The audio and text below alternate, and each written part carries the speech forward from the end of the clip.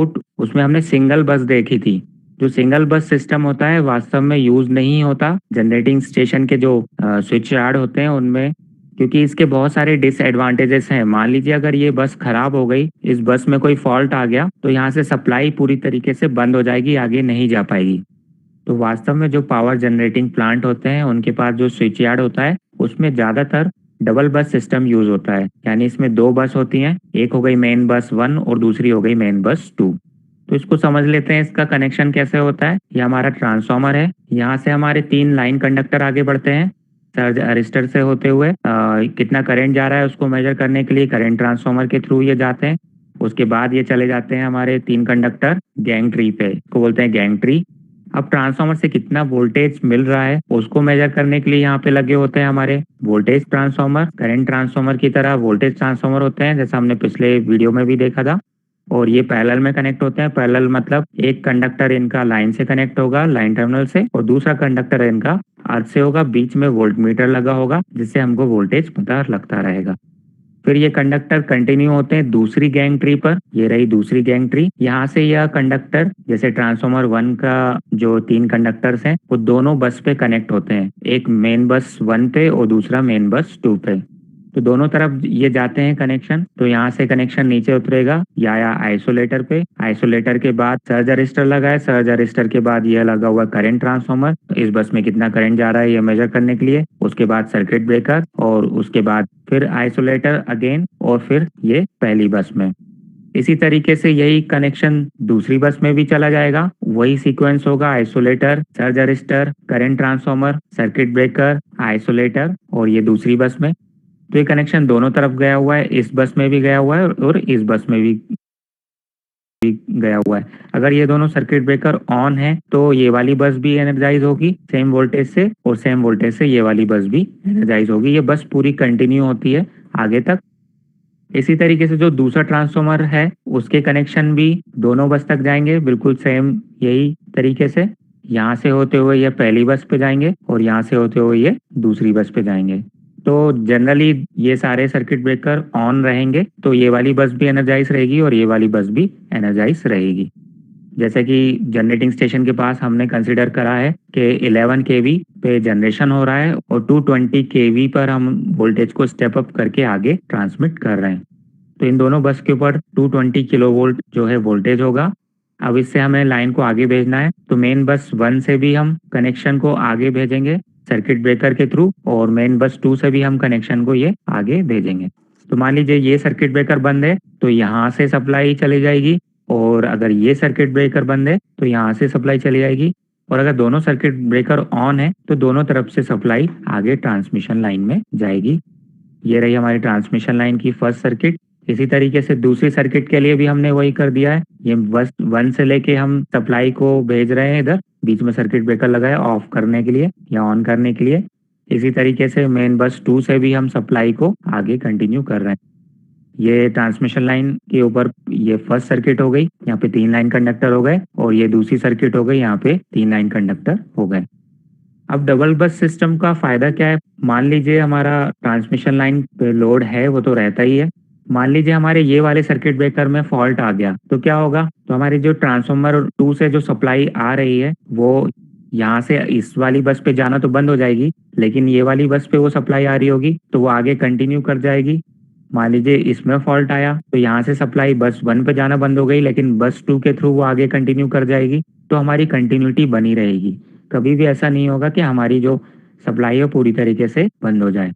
Same case transformer 1 के लिए भी है। ट्रांसफार्मर 1 से सप्लाई आ रही है, ट्रांसफार्मर 1 से सप्लाई आ रही है तो ये वाला सर्किट ब्रेकर खराब होता है तो यहाँ से सप्लाई कंटिन्यू कर जाएगी। ये वाला ब्रेकर खराब होता है तो यहाँ से सप्लाई कंटिन्यू कर जाएगी। अब यहाँ इन दोनों बस के बीच में लगा हुआ है बस कपलर, इन दोनों बस को कपल करके रखता है। तो बस कपलर में क्या होता है, ये सर्किट ब्रेकर होता है और उसके आजू बाजू ये हो गया आइसोलेटर, उसको आइसोलेट करने के लिए।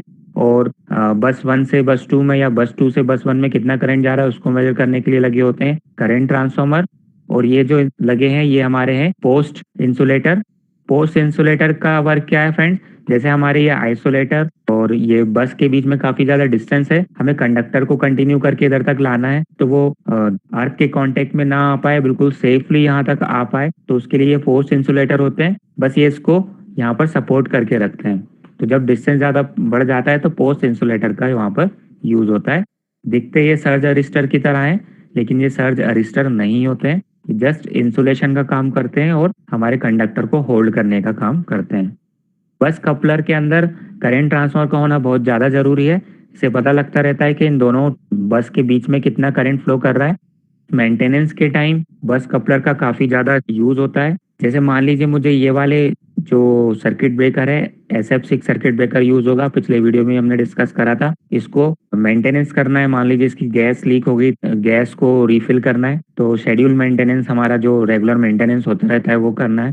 इस सर्किट ब्रेकर को हम सेफली बंद कर पाए उसके लिए हम बस कपलर को ऑन करेंगे और ये दोनों बस आपस में कांटेक्ट में आ जाएंगी। इसके बाद हम इस सर्किट ब्रेकर को बंद भी करते हैं तो कोई फर्क नहीं पड़ेगा, क्योंकि हमारी सप्लाई जो है यहाँ से इस बस के ऊपर तो आ ही रही है और दूसरी बस के ऊपर यहाँ से कंटिन्यू करके पहुंच जा रही है, तो इस सर्किट ब्रेकर को ओपन करने में कोई ज़्यादा दिक्कत नहीं आएगी। उसके बाद जब मेरा सर्किट ब्रेकर ये मेंटेनेंस इसका हो जाएगा तो वापस से इस सर्किट ब्रेकर को ऑन करेंगे।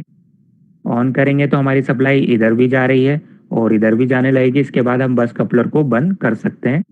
वैसे बस कपलर को जनरली बंद नहीं करा जाता है, जनरली कपल करके ही रखा जाता है। तो मेंटेनेंस के टाइम आइसोलेटर का बहुत ज़्यादा इंपॉर्टेंस है।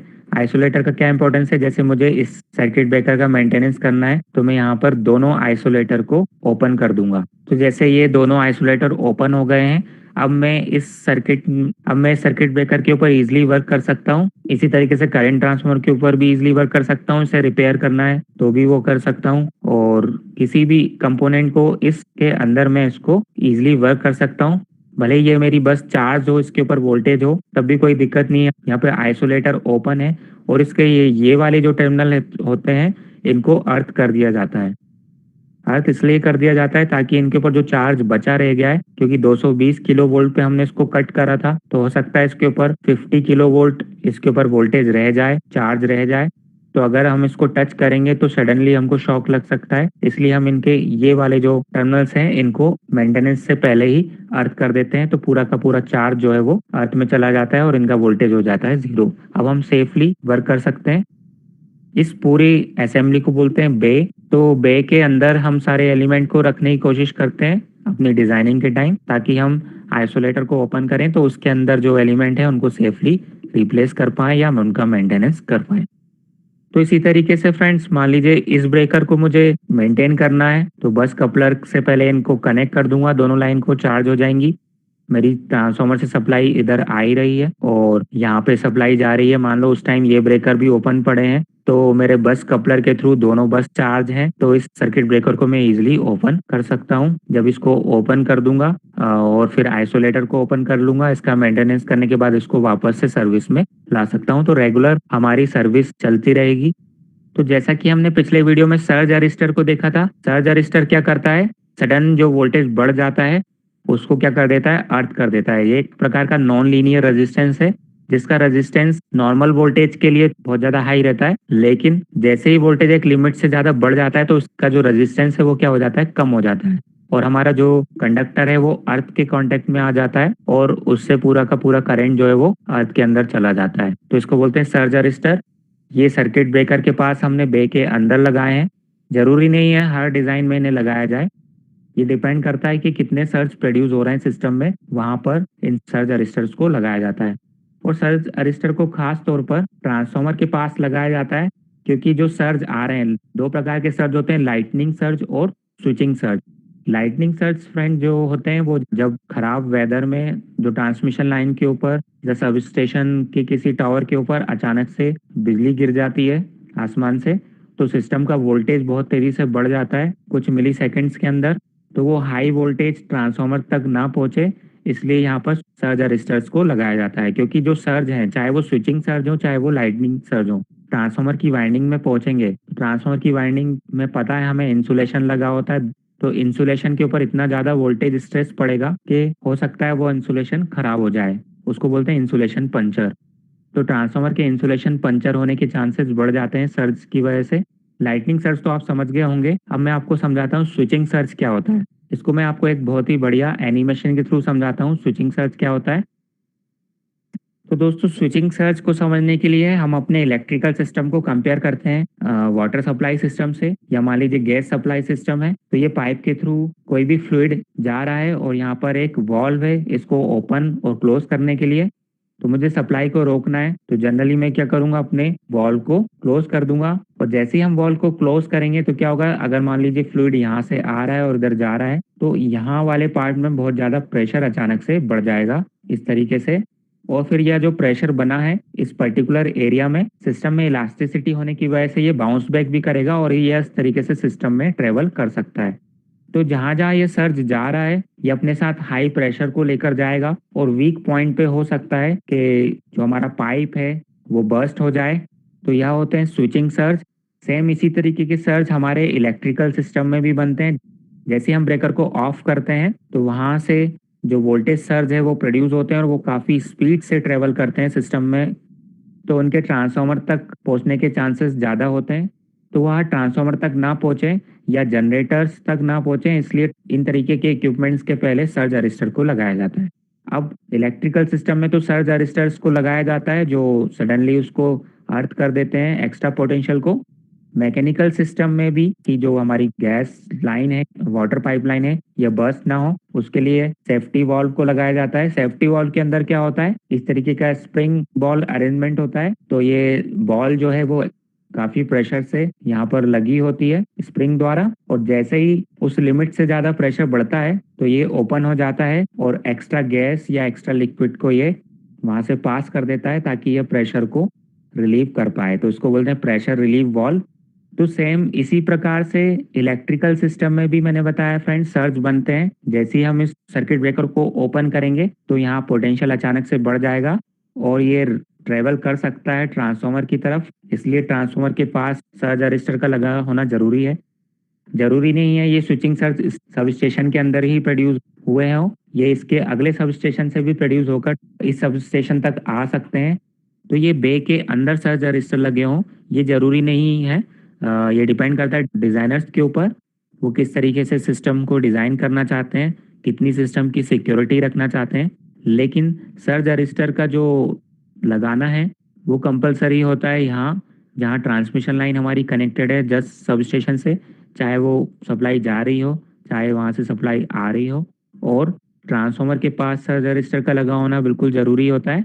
तो जो सब स्टेशन डिज़ाइनर होते हैं वो ज़्यादा अच्छे से जानते हैं कि सर्ज रजिस्टर्स को कहाँ लगाना है। अगर काफ़ी बड़ा सब स्टेशन होता है तो जगह जगह करंट ट्रांसफार्मर लगे हुए हैं, जैसे इस बस कपलर के अंदर करंट ट्रांसफार्मर लगा हुआ है। तो इन करंट ट्रांसफार्मर तक भी सर्ज पहुँचते हैं और ये करंट ट्रांसफार्मर हमारे रिलेस को भी ऑपरेट करते हैं।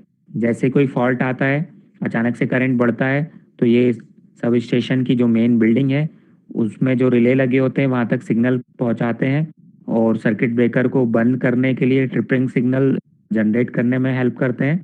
तो सर्ज अरिस्टर्स का प्लेसमेंट सही नहीं होगा तो फॉल्स ट्रिपिंग के चांसेस बढ़ जाएंगे।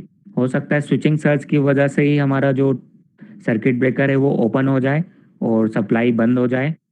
तो इस प्रकार से फ्रेंड्स हमने देखा डबल बस अरेंजमेंट जो कि ज़्यादातर यूज़ होता है सब स्टेशन में।